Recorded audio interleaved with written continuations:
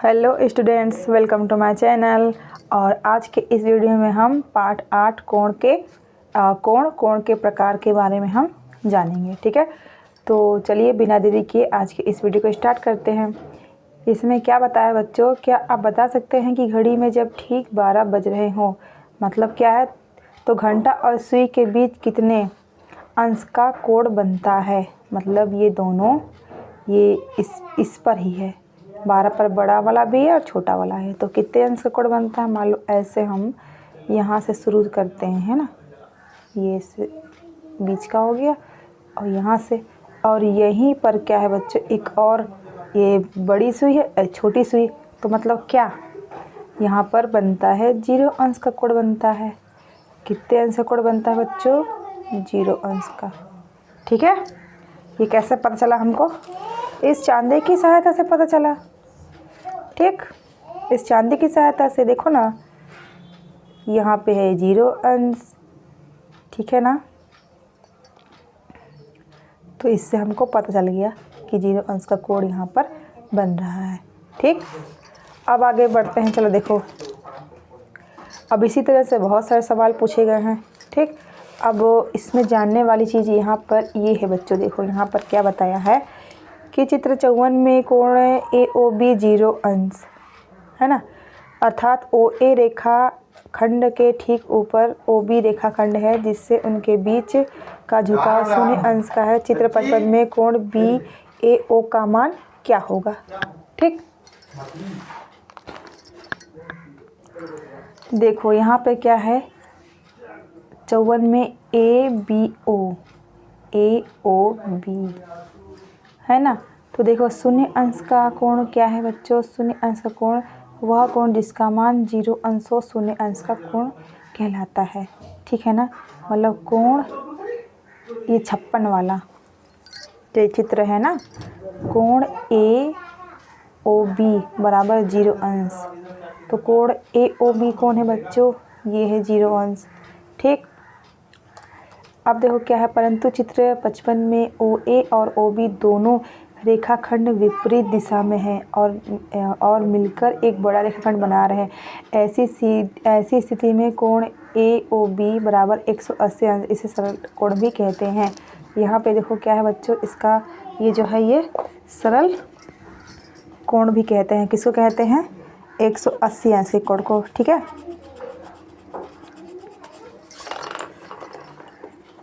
तो कैसे जानेंगे हम कि ये कौन सी 180 अंश की है, कौन सी 0 अंश का है। तो बहुत आसान तरीका है, अगर ये A है और ये B है और यहाँ बीच में ये सेंटर है ना, कोण AOB है, तो ये जानो कि ये 0 अंश का है।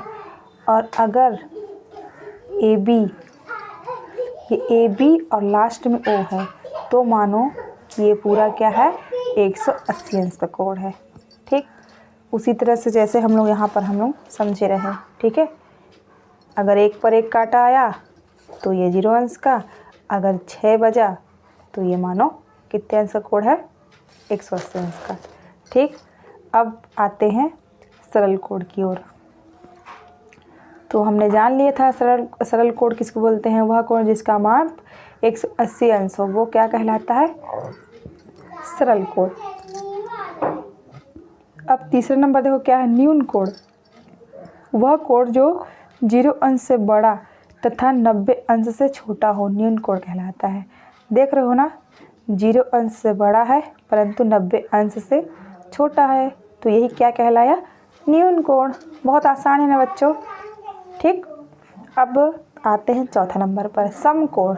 राइट एंगल क्या होता है, वह कोण जिसका माप 90 अंश का हो, क्या कहलाता है, समकोण में एक भुजा दूसरी भुजा पर लंब होती है। देख रहे हो ना, एक भुजा है और दूसरी भुजा पर क्या है, लंब है। ये एक भुजा, इस पर ही क्या है, ये एक लंब है। यही क्या कहलाया, 90 अंश का कोण। अब आगे बढ़ते हैं, देखो क्या है, अधिक कोण। क्या है, वह कोण जिसका माप 90 अंश से अधिक परंतु 180 अंश से कम हो, अधिक कोण कहलाता है। ये सब ध्यान रखना बच्चों, इसी से क्या है, अगला प्रश्नावली बन रहा है। इसे ऐसे ही इसी तरह के प्रश्न इसमें पूछे गए हैं। ठीक, अब आते हैं, देखो क्या है, प्रतिवर्ती कोण। बृहद कोण किसको बोलते हैं? वह कोण जिसका माप समकोण से अधिक, है ना, जिसका माप समकोण 180 अंश से अधिक तथा 360 अंश से कम हो, प्रतिवर्ती कोण कहलाता है। अधिक कोण वो ये है बच्चों कि 180 अंश से अधिक हो किंतु 360 अंश से कम हो, वही क्या कहलाता है? प्रतिवर्ती या बृहद कोण कहलाता है। अब आता है 7वां नंबर, संपूर्ण कोण, कंप्लीट एंगल। मतलब यदि कोई किरण अपने प्रारंभिक बिंदु से, मान लो ये एक किरण है, ठीक है, अपनी प्रारंभिक बिंदु के चारों ओर एक पूरा चक्कर लगाने के बाद यहाँ से मान लो ये आया ऐसे ऐसे ऐसे आया, ऐसे आया और फिर वापस यहीं पर पहुँच गया, तो इस प्रकार जो ये कोण बन रहा है ना, ये क्या कहलाया? अधिक संपूर्ण कोण कहलाया। इसका मान कितना होता है पता है बच्चों? इसका मान 360 अंश का होता है। ठीक है ना, ये देखो ये अधिक कोण है। अब देखो क्रियाकलाप 9 में आते हैं, निम्न कोणों को मापकर देखें, उनके प्रकारों को दिए गए बॉक्स में लिखना है। बस यही जो हमने पहले पढ़ा उसी को इसमें करना है। ये बच्चों आप लोगों का होमवर्क, अगर नहीं बनेगा तो मुझे बस एक कमेंट कर देना, मैं आप लोगों को बता दूँगी। ये सारे कोणों को मापकर आप लोगों को क्या करना है? बताना है कि कौन अधिक कोण है, समकोण है, न्यून कोण है। ठीक है, और जो समझ में नहीं आएगा कमेंट करके बताना, मैं बता दूँगी। ठीक है, अब आगे बढ़ते हैं प्रश्नावली की ओर। ठीक है, तो देखो प्रश्नावली 8.2 में क्या है बच्चों? प्रश्न नंबर 1 में सत्य कथन को छांटना है, मतलब सत्य बताना है कि कौन सा कथन सत्य है, कौन सा असत्य है। तो पहला नंबर देखो क्या है, सरल कोण 180 अंश का होता है, तो ये सत्य है। दूसरा क्या है, अधिक कोण 180 अंश से अधिक का होता है, ये असत्य है। ठीक, तीसरा क्या है, न्यून कोण 90 अंश के कम का होता है, तो ये सत्य है। चौथा क्या है, 3 बजे घड़ी की घंटी एवं मिनट दोनों सुइयों के मध्य समकोण बनेगा, ये सत्य है। अब ये 5वां नंबर क्या है, 2/3 समकोण बराबर 60 अंश का होता है, सत्य है। अब पूछोगे 2/3 समकोण बराबर 60 अंश का तो कैसे बच्चों? तो देखो अगर हम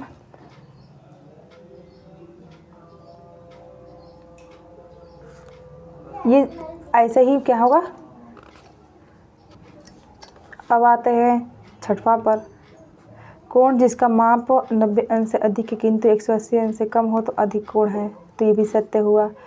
फिर ये है 7वां नंबर, चांदा में कुल 180 अंश के कोणों को दर्शाया जाता है, बिल्कुल सही है ना, 360 अंश के कोण को नहीं दर्शाया गया है ना। अब आता है प्रश्न नंबर 2, नीचे दिए गए कोणों से न्यून कोण, समकोण, अधिक कोण, सरल कोण को छांटना है, मतलब बताना है कितने अंश का कोण अधिक कोण है या समकोण है या न्यून कोण है, ठीक है, या सरल कोण है। तो पहला नंबर मैं एक बताऊंगी, बाकी आप लोग खुद करिएगा। ठीक है, क्यों करिएगा? क्योंकि आप लोग नहीं करोगे तो आप लोग जानोगे कैसे। ठीक, तो पहला क्या है, 120 अंश, तो ये क्या है, अधिक कोण है। क्यों अधिक कोण है भाई? क्योंकि ये 90 अंश से अधिक और 180 अंश से छोटा है। ठीक, अब आते हैं प्रश्न नंबर 3 की ओर। निम्न कोण युग्मों की तुलना कोणों को मापकर करना है, मतलब यहाँ पे कोण दिया गया है, चांदी की सहायता से मापेंगे और बताएंगे कि कोण x या y छोटा है या बड़ा। ठीक, तो देखो बच्चों इस चांदी की सहायता से हम क्या है, इस कोण को मापेंगे और बताएंगे कौन बड़ा है कौन छोटा है। तो देखो ये कोण क्या है, ये है आपका बच्चों 90 अंश से अधिक का, मतलब कितने अंश का है, ये कोण है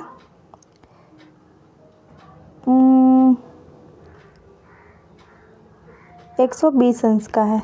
ठीक है, ये कोण, ये देखो ना, ये 90 है तो यहाँ पे 120 है, यहाँ पर है, ठीक है, 120 यहाँ पे देखो, तो ये अधिक है। अब देखो ये क्या है, ये वाला, अब ये है 120 और ये है बच्चों कितने अंश का है,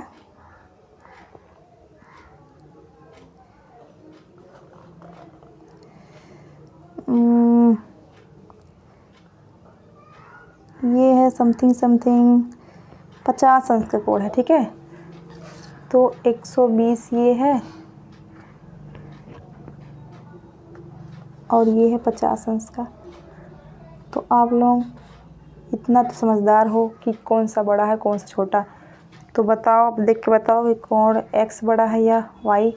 तो कोण क्या है, कोण x बड़ा है और कोण y छोटा है। इस तरह से इन सभी को आप लोग माप कर यहाँ पर लिखोगे, ठीक है। ये आप लोगों के लिए क्या है, होमवर्क है।